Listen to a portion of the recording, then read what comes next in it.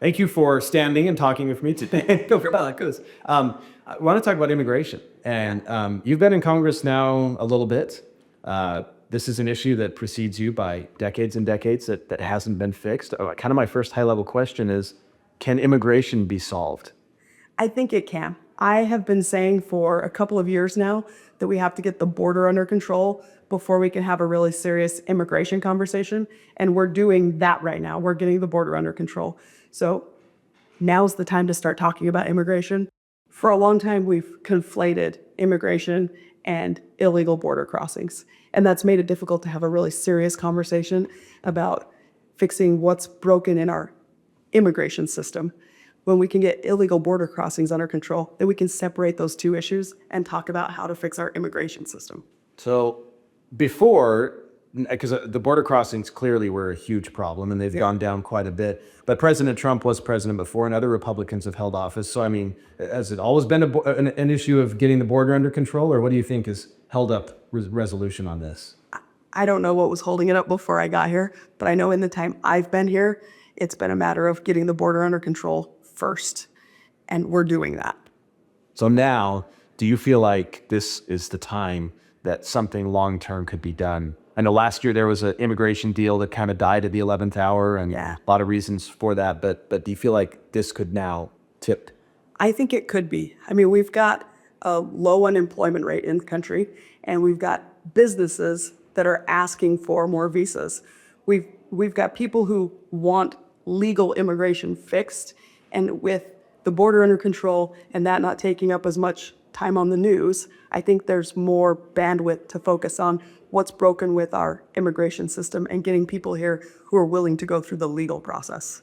I'm sure you're familiar with the Utah Compact that came about in 2010 and was reaffirmed in 2019. And it lays out some principles of what Utah's solution to immigration might look like while recognizing this as a federal concern. Do you feel like the compact is still relevant today? I think the most relevant part of the compact is that it recognizes that it's a federal concern. So when the state of Utah passes a compact, they're basically trying to send a signal to the federal government about how they want us to make laws, but we have to do things that can get through Congress. And what do you think that looks like? What could get through Congress? It's hard to say right now because it's been too long since Congress has done anything serious on immigration. There have been bills that have been out there. There are bills that have floated for so long. Sorry. There are bills that have been around so long in Congress that they probably can't pass now just because they've been around too long. There's sort of a shelf life with ideas where if it's been sitting for too long, too many people have been opposed to it for different reasons, and you just can't get enough votes. It's probably going to take something fresh and new, and right now, it would need buy-in from the White House. And I don't think that's outside of the realm of possibilities. If you were queen for a day, what solutions would you like to see implemented? Whether they're your ideas or others that you've just heard about, but what would you, top 2 or 3 that you think need to be done? Well, I'd fix the worker visa programs first. We have Utah companies that need workers and they can't get them because the system's not working, especially in the agriculture and tourism industries. They use a lot of the H-2A visas. They need more of them. And some of them have workers that come for 6 months every year and go home for 6 months every year that have been doing this for a long time. But just like everything else with the federal government, it's gotten bogged down. So now they can't get the paperwork processed in time. Or the same people who've been coming for years are suddenly hitting snags that don't make any sense. So just like everything else I talk about with the government, I would like to see us get more efficient at processing things. We have some programs that are already in place. We just need to make them work better. And then I'd also like to see the system be more clear for people who are trying to come here permanently and legally. I've talked to friends who practice immigration law, and the whole idea of get in line and do it legally is a bit misleading because it's not clear what's required, especially from some countries, to get in line. So whatever our program ends up being, it just needs to be clear what's required, and we need to make decisions faster. President Trump has been in office a couple months now and has done some things on immigration, and clearly border crossings are down, but he's also done things like the administration has of rescinding the rule that allows agents to go in and go to churches, hospitals, schools to make arrests for immigration. And that was done on January 21st. Do you feel like the Trump administration is acting in the right way on this issue so far? Are you saying he rescinded the rule that allows That forbid it. Sorry, That's what I thought you I meant. said that clunkily. Now is allowed.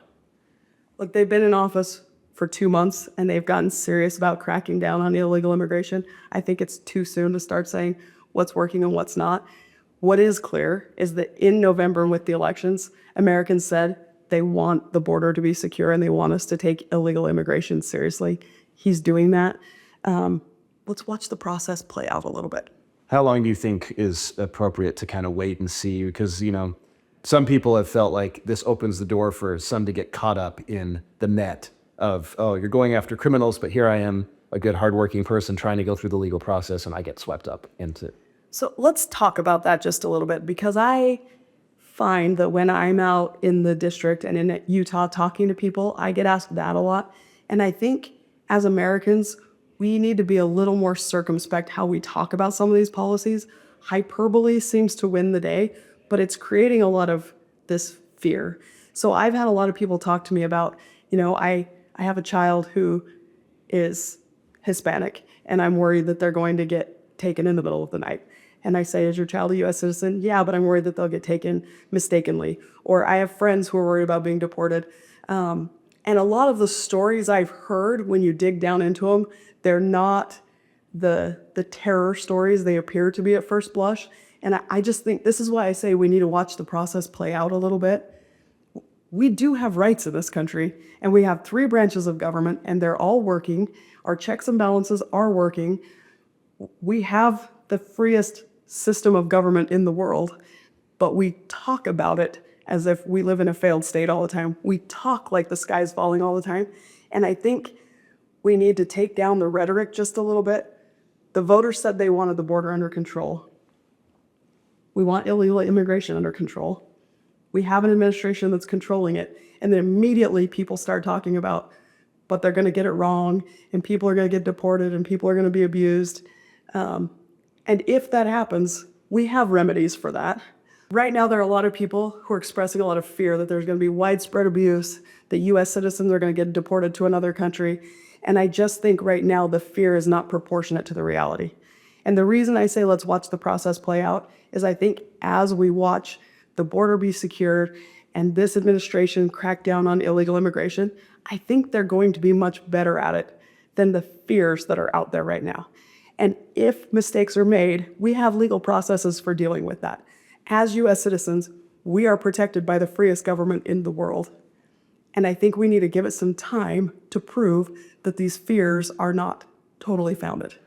Very concise and very good. Thank you. Last question, and then I'll spare your voice. Thank you. Tell me if you think Utah, with the compact and just generally being known as a compassionate place traditionally, can be a model for the country in solving this issue. Can a federal solution look to perhaps a place like Utah and the ideals in the compact for solving this, what is admittedly a very complex issue? Yeah, I've said since I first started running for office that Utahns are uniquely qualified to be trailblazers and problem solvers when it comes to immigration, because we're unique in that we're a red state where people want to see illegal immigration. I'm going to say that again. Go ahead. We're a red state where people want to see illegal immigration cracked down on. But we're also a state with a really strong economy, with businesses that want to see visas. They want to see legal immigration. And so I think we're in a place where we can talk about both. And I don't know how many other states fit that model. There's the stereotype that blue states want immigration, red states don't. And I think Utah's a red state that can talk credibly about both sides of this. We need the illegal activity stopped. We need the legal activity to work better. And I think we could set a standard on that. Great. Thank you very much.